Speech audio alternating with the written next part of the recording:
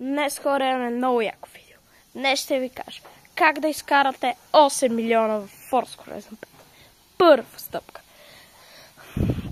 Трябва да отидете където е ония като стадион. Там където се играят Horizon Realms. Там има едни две състезания. Трябва да ги изиграете за Road Racing. И когато завърши при награждението на второто състезание, когато го завършите, ще получите едно в Accessories.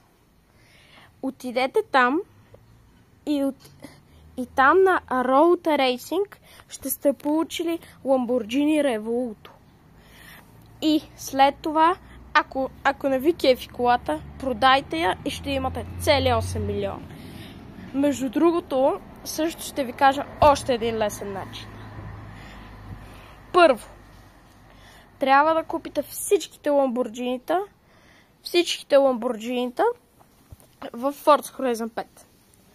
След това, когато вземете всички Ламборджинита, ще ви даде тайно Ламборджини, което може да се продаде между 5 и 20 милиона според мен. Според мен е така. Чао, чао и до нови срещи!